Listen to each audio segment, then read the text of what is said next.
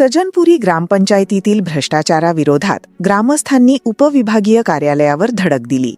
मेरी पंचायत ॲपमधील डेटा फेरफार करून महिलांच्या नावाचा गैरवापर आणि शासकीय निधीचा अपहार झाल्याचा आरोप करत सोनू कौशल यांच्या नेतृत्वाखाली जोरदार घोषणाबाजी करण्यात आली. 21 फेब्रुवारीच्या ग्रामसभेत महिलांनी जाब विचारला असता ग्रामसेवकांनी उद्धटपणाने वागून सभा गुंडाळल्याचा ग्रामस्थांचा आरोप आहे.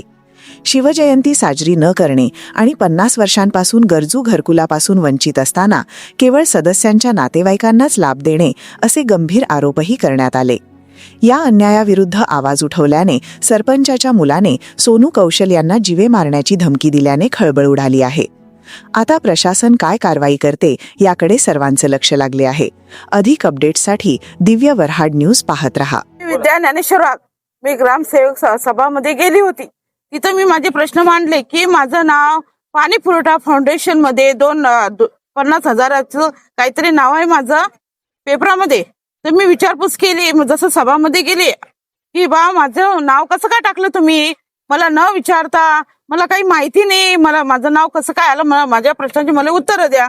त्यांनी सभा रद्द केली. ते माझ्याशी बोलले बी व्यवस्थित नाही आणि त्याने रुमाल बांधलेला होता. ते म्हणत मला की शुगर आहे, माझा जीव घाबरतो, मला ऑक्सिजन पाहिजे येते. पण मग तुम्ही बोलून नाही राहिले तर आम्हाला आवाज कसं काय समजेल.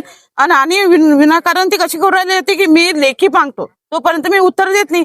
म्हटलं आम्ही लेखी कसं काय दे, तुम्ही आम्हाला विचारपूस नाही केली, काहीच नाही, तर बोलले नाही. आणि धरण्यात आलाय की ग्रामपंचायत मध्ये 3 वर्षापासून शिवजयंती आतापर्यंत साजर करण्यात आली नाही. मी याची तक्रार माननीय बुलढाणा जिल्हा परिषद सीओ साहेब, माननीय खामगाव ग्रामपंचायत बीडीओ साहेब, माननीय मंत्र्याला लेवलवर ऑनलाईन तक्रार केली. त्याच्यानंतर मला त्याच दिवशी अर्ध्या रात्री 1 वाजता फोन लावून धमकी देण्याचा प्रश्न केला. मुज्जू शेख अकबर सरपंचाचा मुलगा यांनी अगोदर लहे दंगलाचे प्रकरण केलेले आहे आणि निर्दोष पोरांना अटकवण्यात आलेला आहे आणि मेन शत्रुदार तोच आहे ग्रामपंचायतचा. याला हे त्याच्या मम्मीचा गैरवापर घेतो सरपंच पदाचा. आतापर्यंत यांनी गावातले कोणतेही कामं केलेले नाही आहे. जे कामं केलेले आहे, ज्या हे ताई सांगत आहे, त्या दिवशी आमसभामध्ये बोलायचा सगळ्यांना अधिकार आहे. सगळ्यांना बोलायचा अधिकार आहे. हे GR आहे. यांना ते उद्धट भाषेनं बोलत आहे आणि उंगली दाखवून बोलत आहे. हे कुठलचा न्याय आहे? हा, छत्रपती शिवाजी महाराज जयंतीच्या बद्दल बोलणार तर तुम्ही का धमक्या देणार का? हा, टीव्ही मारण्याच्या?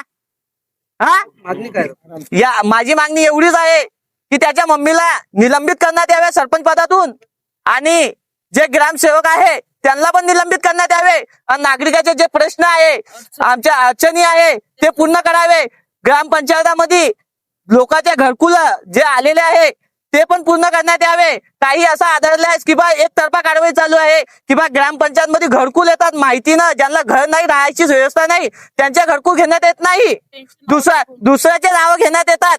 एक साईड ज्यांचा डबल मजला त्याला तिबन मजला देण्यात येते. बाकीच्या गाडीत जाणार कुठं? माझा शासनाला एवढंच विनंती आहे की यांच्यात लक्ष घेऊन यांच्यावर कारवाई करण्यात यावी, निलंबित करण्यात यावे आणि गावकरीची मागणी पूर्ण करण्यात